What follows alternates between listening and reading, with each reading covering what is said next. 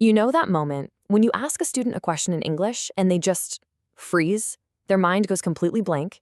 You can tell they know the answer, but the words just won't come out.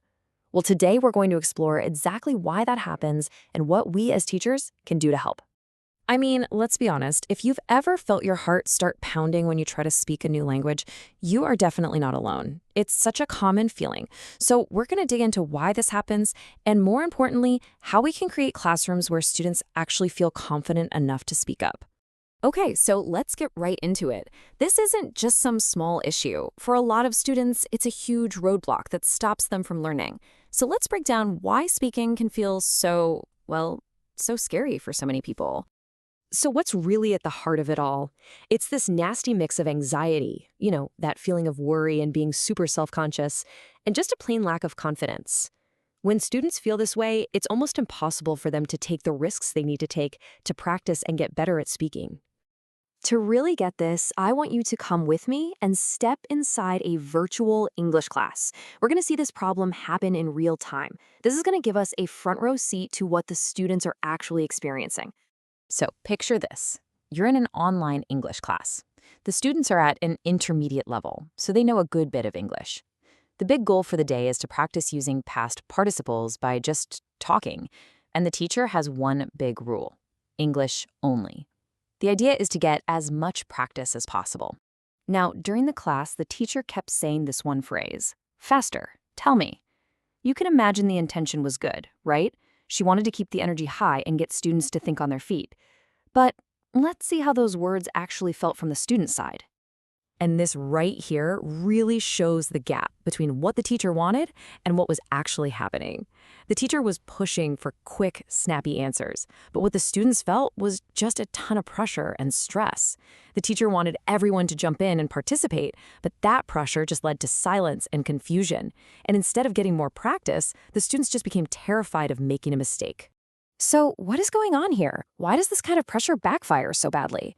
Well, the answers are actually found in some really important ideas about how we all learn languages. We call them learning theories.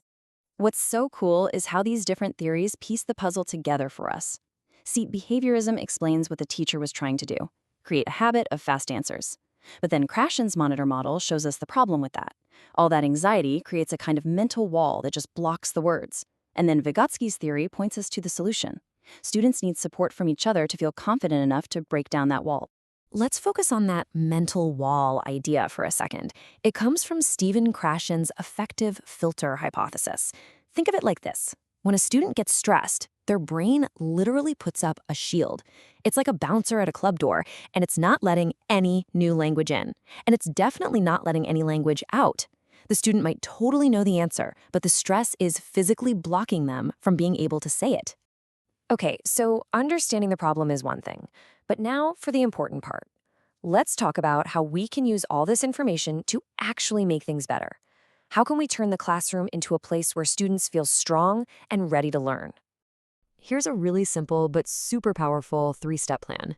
First, have students work in pairs. It's way less scary to practice with just one person than with the whole class watching. Second, give them more time to think. Rushing just creates more pressure. Let them breathe and get their thoughts together.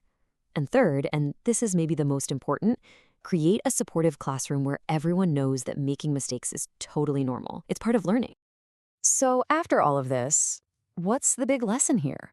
What's the main takeaway for teachers, or really for anyone who's ever tried to learn a new language? This slide really gets to the heart of it. These theories, they're not just abstract ideas in some dusty textbook. No way.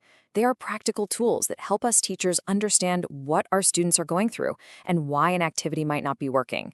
They give us the power to figure out and fix problems in our own classrooms.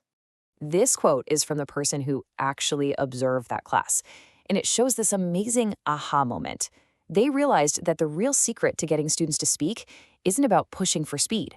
It's about building their confidence first. When students feel safe and supported, that's when they'll take the risks that lead to real, actual learning. So all of this leaves us with one last really important question to think about. It doesn't matter if you're a teacher, a student, or a parent. How can we all work together to build classrooms where confidence comes first and where every single student feels safe enough to find their voice? Thanks so much for watching. Remember, the goal isn't just to teach grammar or vocabulary. It's about empowering our students to connect with the world and with each other. And that all starts with building a classroom where every voice matters.